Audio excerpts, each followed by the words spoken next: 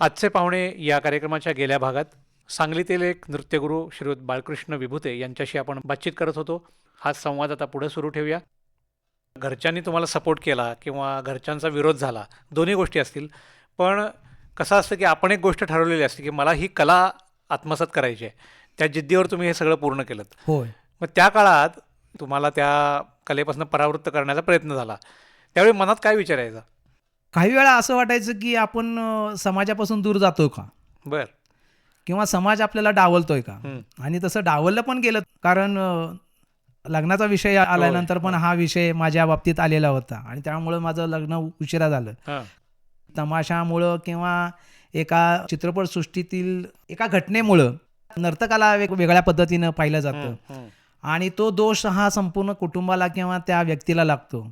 आणि आपली कल्पना अजून अशी झालेली नाही आहे की त्याच्याकडे मनोरंजनच पाहिलं जातं, कारण ही किंवा कला आहे म्हणून कला आहे बघितलं म्हणून जात कोणी बघितलं जात नाही. त्याच्याकडे मनोरंजन म्हणून पाहिलं जातं आणि तो मनोरंजनाचा भाग म्हणून त्या एका पुरुष नर्तकाकडे पाहण्याचा दृष्टिकोन हा तमाशागीर असाच म्हणला जातो. किंवा आज आपल्याकडे महाराष्ट्रामध्ये आता एक 20-25 वर्षापूर्वीचा काळ म्हणजे किंवा 90-95च्या अगोदरचा काळामध्ये असं म्हटलं जातं की एखादी मुलगी जर घरातून नृत्य शिकायला गेली तर म्हणायचं तू जाऊन काय नाचणार आहेस, नाची बनणार आहेस की काय तमासगीर बनणार आहेस, किंवा गायन वाद्य शिकणार असेल तर काय वाजवून काय तू भीक मागणार आहेस की असं म्हटलं जायचं. पण इतका दोष म्हटला जातो किंवा समाज त्याच्याकडे बघण्याचा दृष्टिकोन बदलतो. त्या बदलाच्या काळामध्ये मी ठाम राहिलो. घरी मला तसं सपोर्ट थोडा होताच आईचा, पण तुझा विरोध होता, कारण समाज आम्हाला सामावून घेत नव्हता. पण त्या विरोधाला न जुमानता आज गेली जवळपास 45 वर्ष तरी आपण या क्षेत्रात आहात. होय. आज माध्यमं एवढी प्रगल्भ झालेली आहेत किंवा आधुनिक तंत्रज्ञान आलेलं आहे. रियालिटी शोच्या माध्यमातून किंवा टी व्हीवरचे वेगवेगळे जे शो आहेत ते बघून माझा मुलगा कधी शिकेल, माझ्या मुलाला कधी यायला लागेल असा प्रश्न विचारूनच विद्यार्थी क्लासला घातला जातो. होय. असा काही अनुभव आपल्याला आलाय? हो. आज जे रियालिटी शो पाहतो आपण हां. किंवा पूर्वी काही सांस्कृतिक रियालिटी शो पण असायचे, होय. जसं दम दमादम वगैरे जे होतं, म्हणजे आपल्याकडचे सेमी क्लासिकल हो. किंवा उपशास्त्रीय असं नृत्य म्हणलं जायचं. आणि त्याची सुरुवात माझ्याही विद्यार्थिनीच केलेली होती. बर. कारण ज्यावेळी दमदमादम जो पहिल्यांदा झाला त्यावेळी माझी विद्यार्थिनी पहिल्यांदा गणपतीचं गाणं तिचंच वेळेला सिलेक्शन झालेलं होतं आणि तिनंच त्याचं ओपनिंग केलेलं होतं. दूरदर्शनला होतं. हां, तेच. त्याचा मला अभिमान आहे. वा.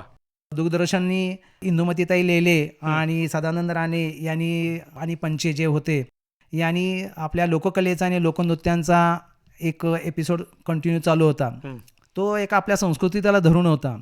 बर. कारण नॅशनल दूरदर्शनवर पूर्वी गुरुवारी एक रात्री 11:30 वाजता नृत्याचे वेगवेगळे भाग दाखवले जायचे. कारण हे आपले जे 7 नृत्य आहेत त्या 7 नृत्यापैकी एक कुठंतरी नृत्य दर गुरुवारी असायचं आणि आम्ही ते पाहायचं. कारण पूर्वी एवढं माध्यम नव्हतं किंवा पुस्तकी ज्ञान नव्हतं. कारण आम्ही ज्यावेळी शिकायला चालू केलं ज्यावेळी गुरुजी सांगतील तेच आम्ही ऐकायचं.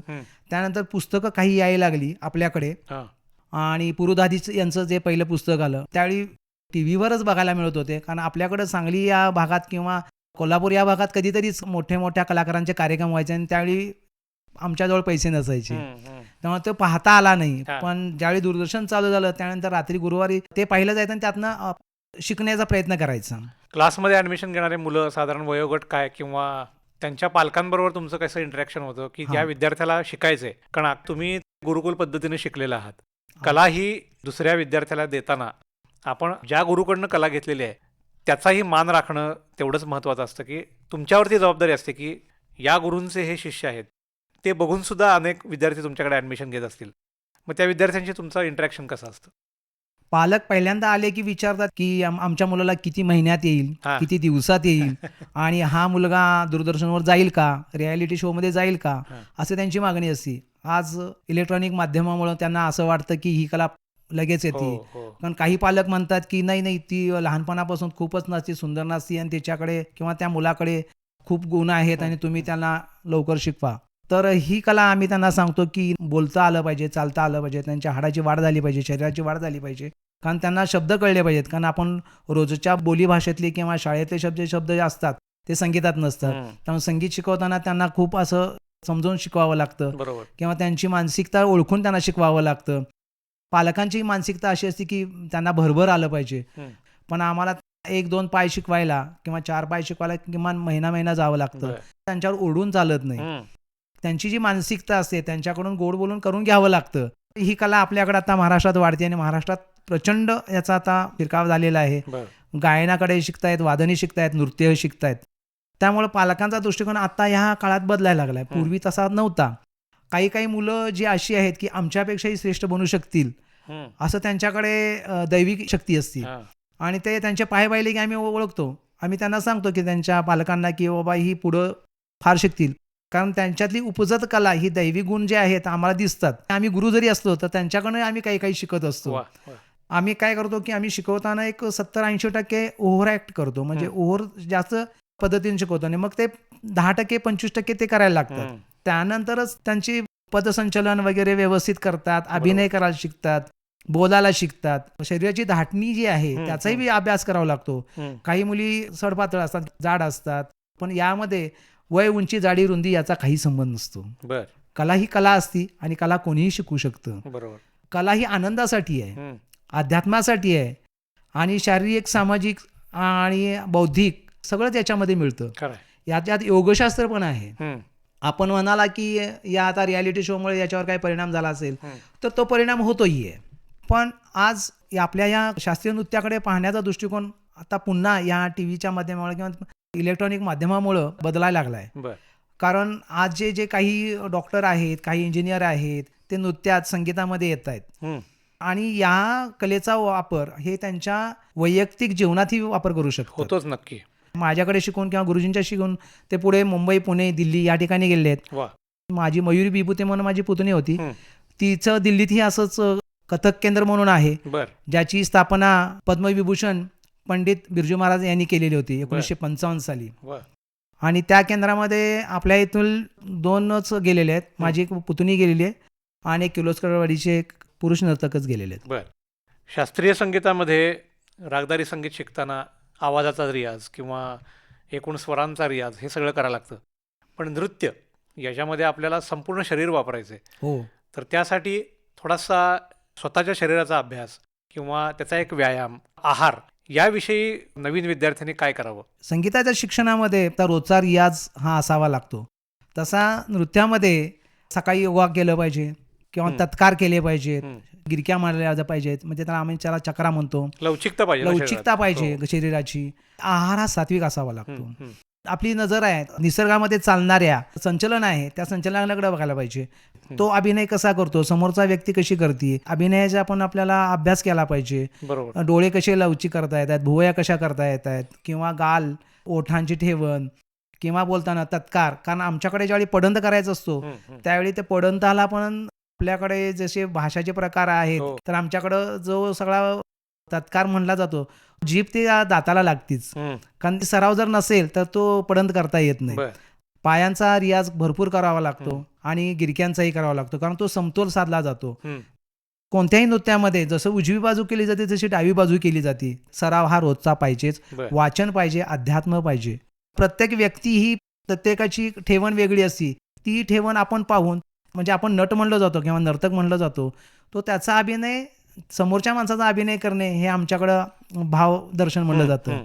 तर गतभाव म्हणला जातो. आमच्याकडे गतभावामध्ये नर्तक किंवा नर्तकी एकटीच असते, पण पात्र जरी 10-12 असतील, जसं रामायण असेल, महाभारत असेल, किंवा द्रौपदीची हरण वगैरे जे असं म्हणलं जातं, किंवा दक्ष असं म्हणलं जातं, तर त्यामध्ये कित्येक पात्र आहेत. तर त्या पात्रांचं एकटाच नर्तक सादरीकरण एकट्याच असावं लागतं, कारण नर्तकाला दुसरं कोण नसतं. जसं नाटकामध्ये अनेक पात्र असू शकतात, पण नर्तकाजवळ किंवा नर्तकीसमोर दुसरं पात्र कोण नाही. आपणच कृष्ण, आपणच शंकर, आपणच राधा, आपणच पार्वती. त्यावेळी आपण जे आता समोर जो काही चालणारा माणूस वेगळा आहे, जो आपण अभ्यास केलेला असतो इतर माणसांचा किंवा इतर व्यक्तिरेखांचा, तो त्यामध्ये वापर करता येतो.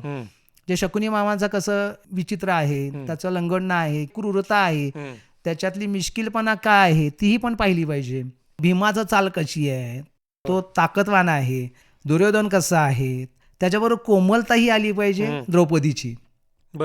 असं हे सर्व पात्र करत असताना हा सगळा अभ्यास तिथं करावा लागतो. आणि त्याच्याबरोबर ताल आणि लय यालाही साधावं लागतं. तो नाही साधता आला तर मग ते कथानक नाही समोर सादरी करू शकत. कधी कधी असं होतं की फक्त तुम्ही त्या लय तालावरच करावं लागतं, कधी कधी त्याला काव्याची जोड केली असते, पण त्या काव्याच्या जोडीप्रमाणे आपल्याला अभिनय करावा लागतो. आणि तिथं संवाद कुठलेही नसतात, नृत्य आणि करताना हावभाव सगळे. हावभाव असतात आणि नर्तक कधी आपले संवाद करू शकत नाही. नाही. श्रोते हो, आपण ऐकत आहात आजचे पाहुणे या कार्यक्रम आकाशवाणीच्या सांगली केंद्रावरून. आणि मला सगळ्यात आश्चर्य असं वाटतं की मी काही कार्यक्रम बघितलेत की सलग 2-2 तास एखादाच कलाकार परफॉर्म करत असतो, तर त्यावेळी त्याचा स्टॅमिना सगळ्यात महत्त्वाचा. सगळीकडेच काय वातावरण अनुकूल असेल ना असं नाही. होय होय. मग त्यामध्ये हे सगळं सांभाळून ते हावभाव आणि ते प्रेक्षकांच्यापर्यंत योग्य पद्धतीनं पोहोचणं हे सगळ्यात महत्त्वाचं आहे. त्यासाठी हा सगळा शारीरिक रियाज. हो. आणि आपण जेव्हा नाटक करतो तेव्हा समूह कला आहे, तर हे परफॉर्मन्स जेव्हा सुरू होतात, म्हणजे एखादी पदवी घेतल्यानंतर हे शिक्षण पूर्ण झालं शास्त्रीय नृत्याचं, की त्याला ते अरंगेत्रम किंवा असे काही प्रकार सुरुवातीला सादर करतात. हा, अरंगेत्रम म्हणजे की ज्यांनी आता गुरूंच्याकडे शिक्षण घ्यायला चालू केलंय, अरंगेत्रम हे पूर्ण झाल्यानंतर मग करू शकतात किंवा त्याच्याही अगोदर करू शकतात. कारण अरंगेत्रम याला खर्चही भरपूर असतो. हा पूर्वी तंजावरच्या येथील नटराज मंदिरामध्ये केला जायचा. कारण समोर त्यावेळी असं असायचं की माझी विद्यार्थिनी किंवा माझी शिष्या नवीन नाटक बसवलं किंवा नृत्यनाटिका बसवली, मी ही कल्पना बसवली, मी ही संरचना बसवलेली आहे, तर यासाठी तंजावरच्या इथे नटराज मंदिरामध्ये सादरीकरण केले जायची. तर त्याला अरंगेत्रम म्हणलं जायचं. म्हणजे स्टेजवर पहिला पाय, कारण ती शिक्षण घेत असती, पण त्या शिक्षणानंतर जिनं काय घेतलेलं ज्ञान आहे, नर्तन आहे, प्रेक्षकांच्या समोर केलं जायचं. त्या प्रेक्षकांमध्ये मोठमोठे गुरु असायचे. अच्छा. त्यामुळं प्रत्येक गुरुनी केलेली जी कला आहे, आपण किंवा आपली जी शिष्य आहे ती कला तिने तिथे सादर करताना आपलं नाव व्हावं यासाठी कला सादर केली जायची. आणि मग त्यावेळी ते सादरीकरण केल्यानंतर त्याला अरंगेत्रम म्हणलं जातं. आपल्याकडे कथकमध्ये अरंगेत्रम असं म्हणलं जात नाही, पण नाट्यारंभ किंवा नृत्यारंभ म्हणून आपण ते सादरीकरण करू शकतो. पहिल्यांदा ते आपल्या गुरुबरोबर कार्यक्रम करत असताना त्यांना कशा संरचना करायच्या, पदलालित्य कसं करायचं, त्याची रचना कशी करायची, काव्य कसं शोधायचं, काव्य कसं घ्यायचं, लय तालाचा कसा संबंध जोडायचा, त्याला हे सगळं संगीत ज्ञान पण करावं लागतं. बरोबर आहे. कारण एखादं संगीत शिकत असताना किंवा गायन शिकत असताना, वाद्य शिकत असताना ते तेवढ्यापुरतं करतं, पण नर्तकाला तसं नाहीये. नर्तकाला शिकताना सगळं शिकावं लागतं. पखावाजाचे बोल माहीत पाहिजेत, तबल्याचे माहीत पाहिजेत, सारंगी कशी वाजली पाहिजे, सतार कशी वाजली पाहिजे, त्याच्यावर साथसंगत कशी झाली पाहिजे, काव्याची रचना काय आहे, त्यानंतर कुठं आपल्याला कुठं सादरीकरण करायचं, काय करायचं आहे, तर ते सगळं ज्ञान या कलेमध्ये येतं. म्हणून याला मी अष्टावधानी कला म्हणतो. वा वा. नृत्यनाटिका हा जो प्रकार आहे, जो दाक्षिणात्य भागामध्ये कर्नाटक किंवा केरळ या साईडला खूप प्रमाणात सादर केला जातो, पण आपल्या महाराष्ट्रामध्ये नृत्यनाटिकेचं प्रमाण किती आहे? आपण आपल्या माध्यमातून किंवा आपल्या विद्यार्थिनींच्या माध्यमातून अशा काही नृत्यनाटिका सादर केलेल्या आहेत का? हां, नृत्यनाटिका ज्या होतात त्या आपण भरतनाट्यमकडे किंवा कुचिपुडीमध्ये पाहिल्या जातो.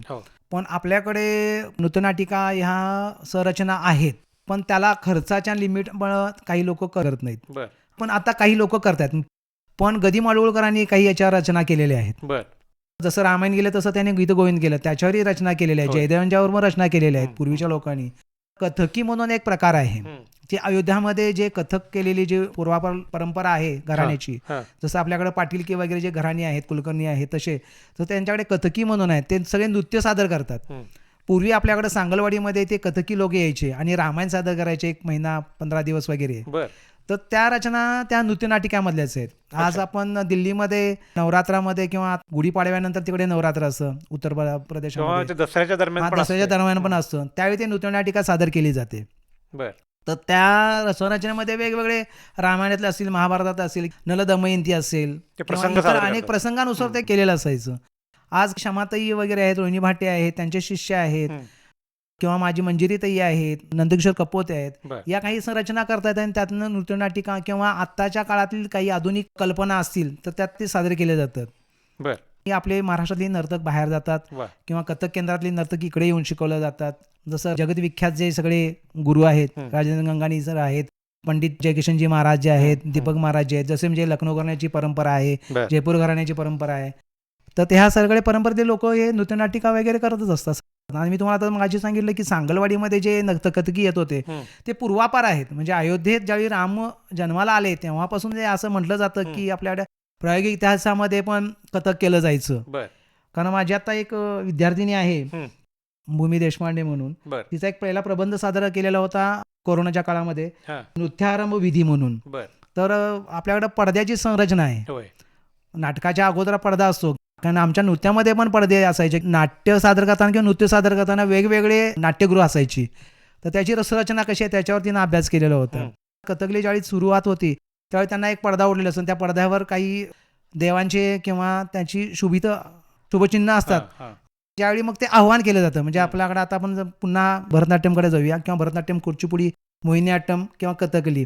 तर कथकलीमध्ये आव्हान करतात प्रत्येक देवाला. आपण नाटकाला नांदी म्हणतो तसं. नांदी, जसं नाटकामध्ये नांदी म्हणतो तसं पहिल्यांदा आव्हान केलं जातं. त्या आव्हानाच्या अगोदर कथकलीमध्ये एक पडदा असतो. त्या पडद्याच्या मागे असताना ते सगळ्या देवांना आव्हान करतात. ते गीत चालू करतात. एक दिवा लावलेला असतो.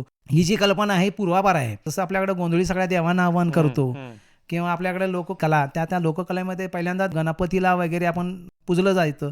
तसं त्या सगळ्या देवांना आव्हान करूनच हे पडदा ओढला जातो. तर त्याच्यावर तिने एक प्रबंध लिहिला होता आणि तो प्रबंध डॉक्टर पुरंदरे यांच्या विद्यापीठात सादर केला होता. तिचं दुसरं एक आता ती प्रबंध लिहिते भारतातील नृत्य परंपरा म्हणजे मंदिर परंपरा आणि दरबार परंपरा असं म्हणलं जातं. ती मंदिर परंपरा याच्यावरती आता अभ्यास करते. आणि त्याचा जो आहे प्रायोगिक इतिहास आम्ही आता म्हणलं तुम्हाला की अयोध्यामध्ये सुरुवात झालेली होती. तर त्याच्याही अगोदरपासून आहे असं म्हटलं जातं.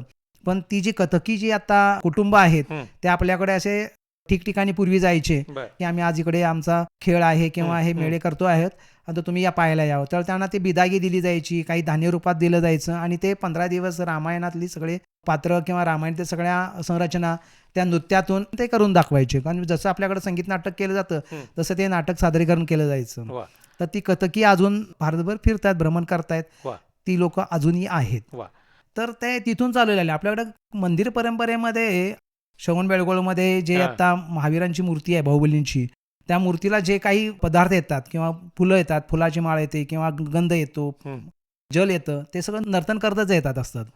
आपल्या महाराष्ट्रामध्ये सोंगी भजन म्हटलं जायचं. पण ती सोंगी भजनालाही ह्या नर्तनाची एक बाजू आहे. आणि कीर्तनामध्ये आम्ही म्हणतो की कथा कहेसो कथक, तर ते कथा सांगत असताना नर्तन करायचं ते कीर्तनकार करत होते. असं आता आम्ही एक मंदिर परंपरेचा ज्यावेळी अभ्यास करत होतो तर उत्तर प्रदेशमधले मंदिर परंपरा आणि इतर परंपरा, तर महाराष्ट्रातही त्या परंपरेचा आम्हाला इतिहास सापडलेला आहे. आपण या कथ्थक आणि भरतनाट्यम नृत्याबरोबरच लोकनृत्याचा देखील अभ्यास केलेला आहे. हो. आणि ही जी कला आहे लोकनृत्य किंवा लोककला, ही आपल्या महाराष्ट्रातली खूप मोठी परंपरा आपण मानतो. होय. तर याचं मार्गदर्शन करण्यासाठी देखील आपल्याला बोलावणं येत असेल किंवा लोकनृत्याचं शिक्षण आपण कुठून घेतलं आणि त्यानंतर या प्रश्नाचं उत्तर द्या. MA करत असताना किंवा BA करत असताना लोकसाहित्याचा अभ्यास झालेला होता.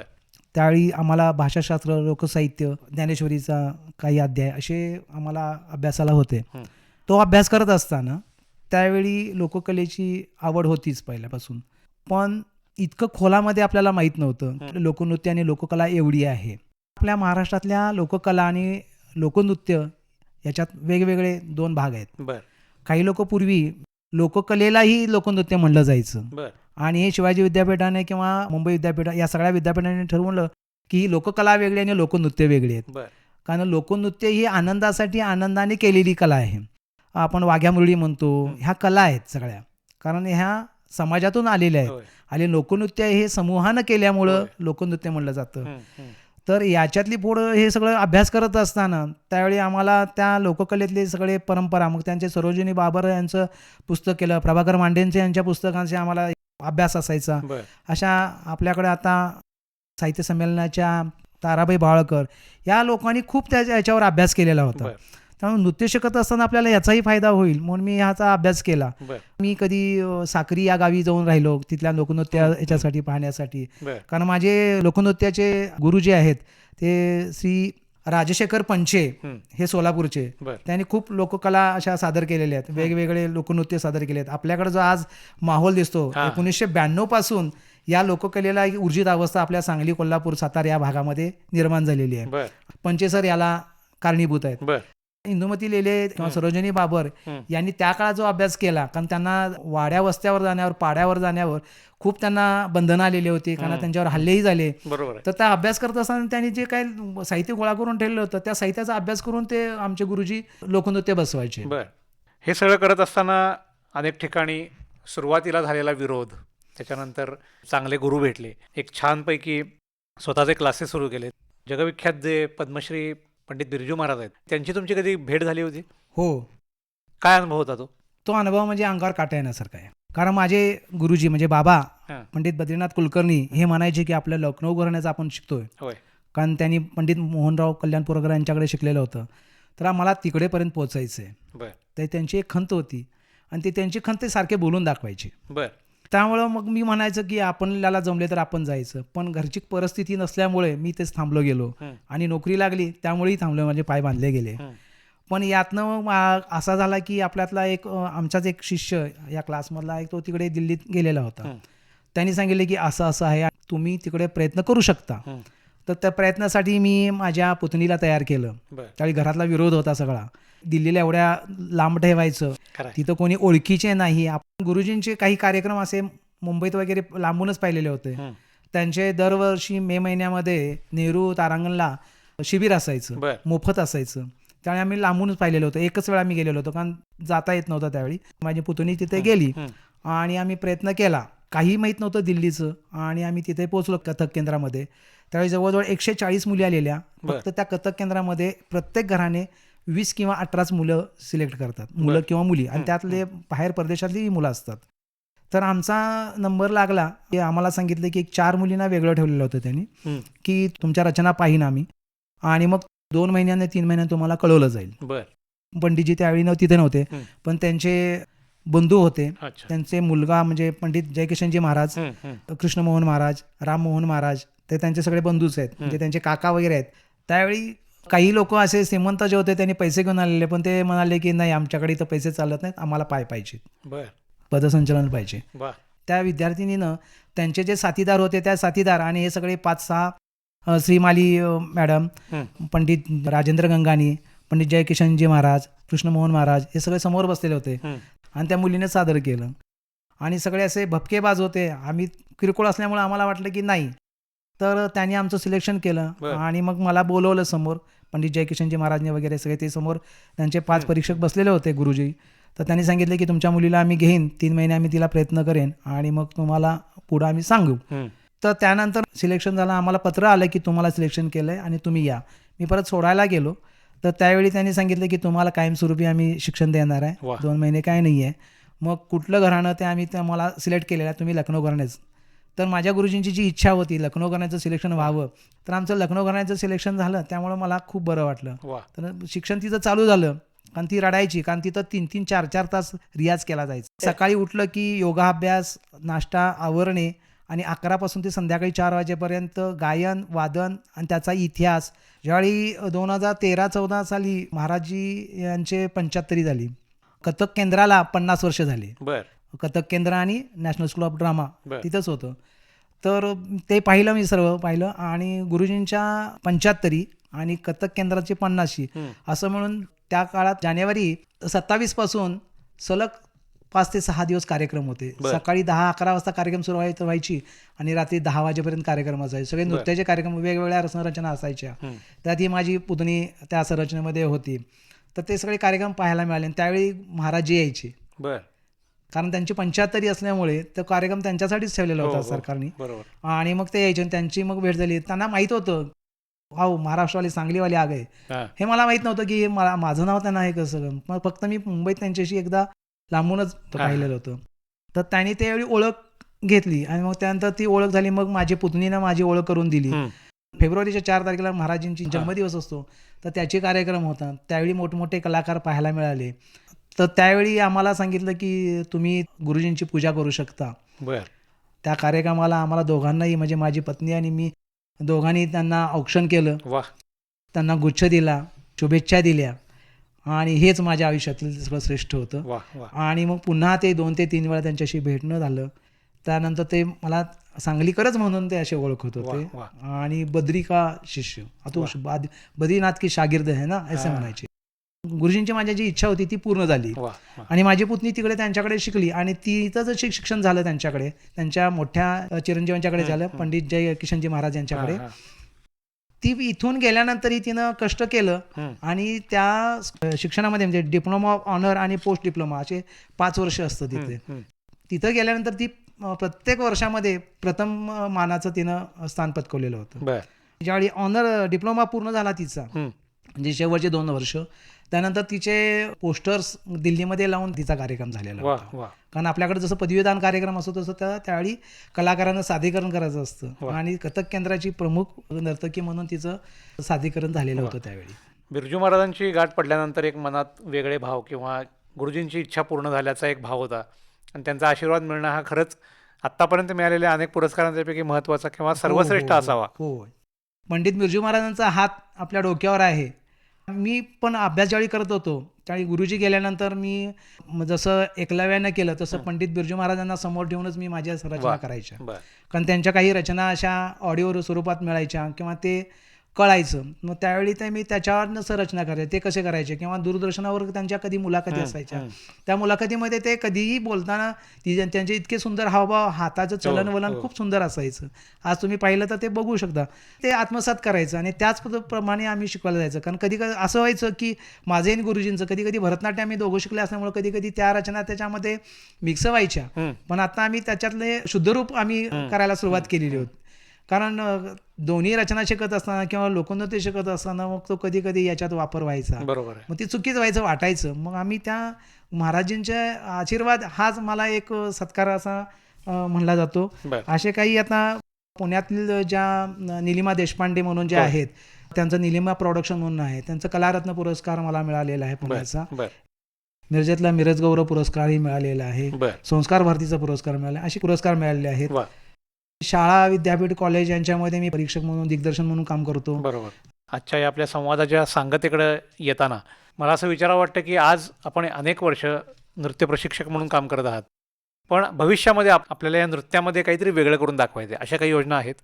होच. ह्याच वर्षी मी 2 कल्पना, कृष्णलीला आणि ब्रजरास की लीला असं म्हणून 2 संरचना वेगळ्या केलेल्या होत्या. त्या सगळ्या कृष्णावर आधारित होत्या.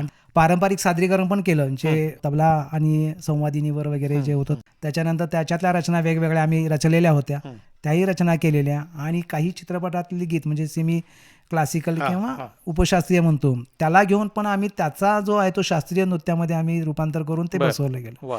त्याही रचना आम्ही या 2 वर्षामध्ये केलेल्या आहेत. त्याच्याही अगोदर 2005ला ह्या क्लासचे किंवा या नृत्य वर्गाचे 25 वर्ष झालं म्हणून कार्य झालं की आता ह्या नृत्यनाटिका या नवीन पद्धतीने झाल्या पाहिजेत. कारण आज क्षमाताई भाटे ह्या एका नवीन संकल्पनेतून करतायत. डॉक्टर निलिमा देशपांडे यांचंही नर्तन खूप सुंदर आहे. त्यांच्याही रचना वेगवेगळ्या पद्धतीच्या असतात आणि त्या रचना ज्या सादर करतात तशा आमच्या काही कल्पना करण्याच्या आहे. आपल्याला या संपूर्ण प्रवासात वेगवेगळ्या टप्प्यांवर वेगवेगळे अनुभव येत गेले. त्या अनुभवानं प्रगल्भ होऊन आपण नृत्यशाळा गेली अनेक वर्ष चालवत आहात. चांगले चांगले विद्यार्थी आपल्याकडनं घडत आहेत. भविष्यकाळातील आपल्या सर्व योजनांसाठी शुभेच्छा तर देतोच, पण आपली ही कला अशीच बहरत राहो आणि उत्तरोत्तर त्यामध्ये छान छान प्रगती होत राहो अशीच इच्छा नटेश्वराच्या चरणी व्यक्त करून आज मुलाखतीसाठी आपण आकाशवाणीच्या स्टुडिओत उपस्थित राहिलात त्याबद्दल खूप खूप धन्यवाद. धन्यवाद सर.